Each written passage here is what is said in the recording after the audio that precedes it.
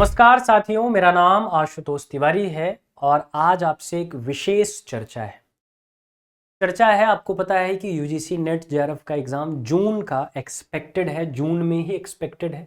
हम ये उम्मीद करके चल रहे हैं कि एग्ज़ाम जून में होगा।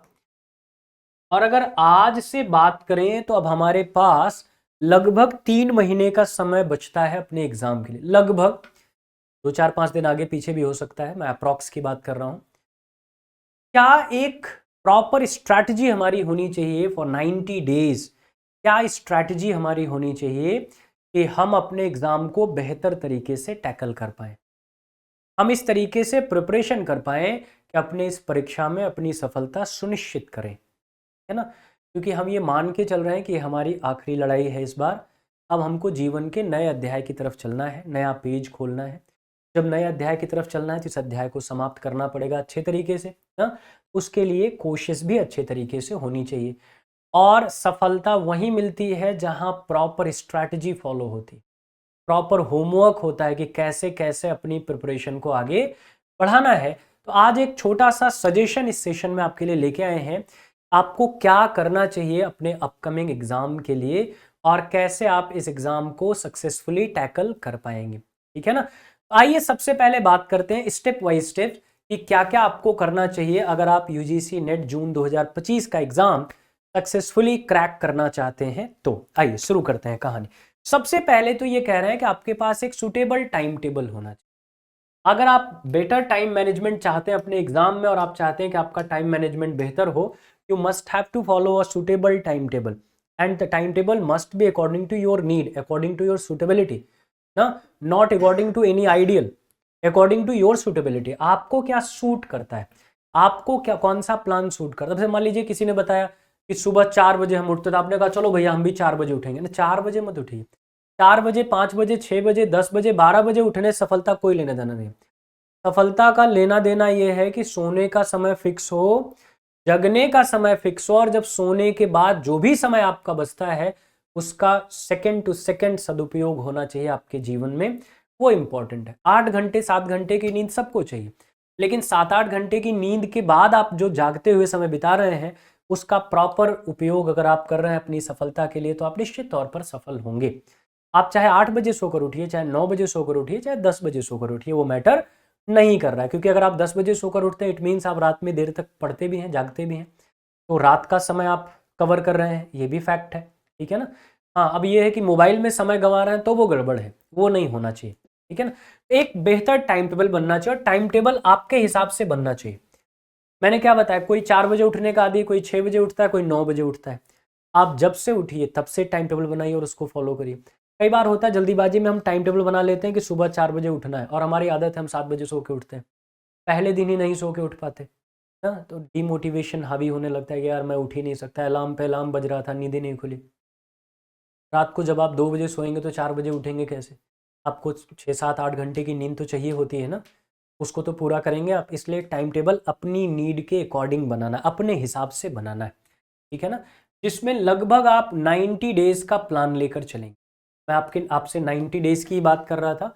90 डेज का प्लान बनाइए अपने टाइम टेबल में, और उस 90 डेज में जो 60 डेज आपके हैं वो 60 डेज आप कंप्लीट कॉन्सेप्ट को दीजिए, कॉन्सेप्ट को दीजिए, रिवीजन को दीजिए। टाइम टेबल ऐसा बनाइए कि टाइम टेबल में आपको पढ़ने का समय प्लस रिवीजन का समय दोनों मिले, ये दोनों काम आपको करना है, ठीक है ना? तो टाइम टेबल सुटेबल अपने हिसाब से बनाइए, 90 डेज का एक टाइम टेबल बना लीजिए और उसमें 60 डेज कंप्लीट कॉन्सेप्ट को दीजिए। सब जितने भी आपको चैप्टर्स पढ़ने, जितने भी आपको टॉपिक्स पढ़ने, सब एक बार पढ़ डालिए अच्छे से। और फिर लास्ट का जो 30 डेज है उसको आप रखिए रिवीजन के लिए, है ना? उसको आप रखिए कंप्लीट रिवीजन, और रिवीजन के साथ साथ practice. Complete revision plus practice के लिए ये लास्ट का 30 डेज आपके पास होना चाहिए। टाइम टेबल ऐसा ही बनना चाहिए। टाइम टेबल सिर्फ पढ़ने का नहीं होता, टाइम टेबल में रिवीजन, प्रैक्टिस, सारी चीजें शामिल होती हैं कि मुझे इतना इस पर भी काम करना है ताकि आप कॉग्निटिव लर्निंग कर सकें, ठीक है ना? रोट लर्निंग नहीं कि एग्जाम में थोड़ा सा प्रैक्टिकल क्वेश्चन पूछ लिया तो गायब हो गया, क्योंकि हम सिर्फ पढ़े थे, प्रैक्टिस तो किए ही नहीं थे। इसलिए प्रैक्टिस और रिवीजन का भी समय आपके पास होना चाहिए। एक सुटेबल टाइम टेबल जरूर बनाइए। इसके अलावा जब आप पढ़ने बैठिए तो हर सब्जेक्ट के हर टॉपिक के कॉन्सेप्ट को समझिए, उसको पढ़िए, पढ़कर समझिए क्या कहना चाह रहा है, क्या समझाना चाह रहा है। क्योंकि आपके एग्जाम में होता क्या है ना, आपके एग्जाम में ऐसे थ्योरेटिकल क्वेश्चन डायरेक्टली नहीं पूछ लेता, पॉइंटर्स क्वेश्चन को घुमा कर पूछता, सिचुएशन बेस्ड पूछता है। तो कॉन्सेप्ट क्लियर रहेगा तो ऐसे क्वेश्चंस भी आप टैकल कर लेंगे जो प्रैक्टिकल हैं, और ऐसे क्वेश्चन भी आप टैकल कर लेंगे जो थ्योरेटिकल हैं, दोनों कर लेंगे, ठीक है ना। इसके अलावा जब भी आप कोई चीज पढ़ें, कोई भी किसी भी सब्जेक्ट, आप किसी भी सब्जेक्ट से पढ़ रहे हो, उसके पीछे का लॉजिक समझिए, ये बात क्यों, ये कॉन्सेप्ट मुझे क्यों समझा है, इस कॉन्सेप्ट के पीछे की वजह क्या है। इससे क्या होता है, आपकी कॉम्प्रिहेंसिव लर्निंग होती है, लर्निंग विद अंडरस्टैंडिंग। और जब आप समझकर कोई चीज पढ़ते हैं तो उसमें चाहे कितना भी घुमाकर सवाल पूछे, आप उसको आसानी से सॉल्व कर लेते हैं। इसलिए कॉम्प्रिहेंसिव स्टडी चूज करिए, रोट लर्निंग नहीं, मेमोराइजेशन नहीं, कॉम्प्रिहेंसिव स्टडी चूज करिए, लॉजिक समझिए किस तरीके से वो चीज आगे बढ़ रही है। सिलेबस ऑफिशियल वेबसाइट से ही लीजिए, सिलेबस के अलावा कुछ पढ़िए मत।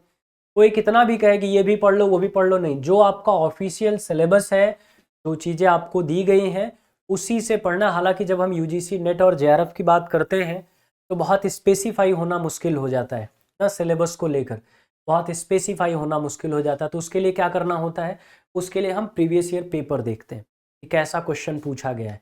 मतलब ऐसा तो है नहीं कि अननोन पूछ लेगा, वहीं तो जाके रुकता होगा, कोई चीज़ तो निश्चित करता होगा। तो प्रीवियस ईयर पेपर्स उठाकर हम देखते हैं और उसके अकॉर्डिंग ही अपनी तैयारी हम आगे बढ़ाते हैं ना। कुछ भी उल जलूल नहीं पढ़ लेते कि जो मिलेगा सब पढ़ लेंगे, नहीं, सिस्टमैटिक पढ़ाई करनी है। सिलेबस एनालाइज करिए और उसके हिसाब से पढ़िए, अपने स्ट्रॉन्ग टॉपिक्स को पहचानिए, वीक टॉपिक को पहचानिए, इस पर कितना समय खर्च करना है उसको डिसाइड करिए और उसके हिसाब से अपनी प्रिपरेशन आगे बढ़ाइए। ये देखिए प्रीवियस ईयर पेपर की मैं बात कर ही रहा था। प्रीवियस ईयर पेपर सबसे जरूरी होते हैं प्रिपरेशन में। इससे एक तो आपको नेचर ऑफ क्वेश्चन पता लगता है, क्वेश्चन का नेचर क्या है, कैसा क्वेश्चन पूछ रहा है। दूसरा, किस सेक्शन में कैसे क्वेश्चन आया, क्या डिफिकल्टी है, क्या इजीनेस है ना, क्या सरल, कहाँ पर सरलता दी गई, कहाँ पर कठिनाई है। पेपर कैसा पूछा जाता है, पेपर का पैटर्न साल दर साल कैसा रहा है, ठीक है ना, ये एनालाइज करिए।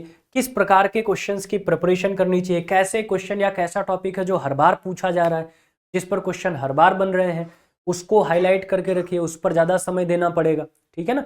ये एक तरीके का प्लान आपको बनाकर चलना है, राइट रिसोर्सेज प्रिपेयर करना है, ठीक है ना।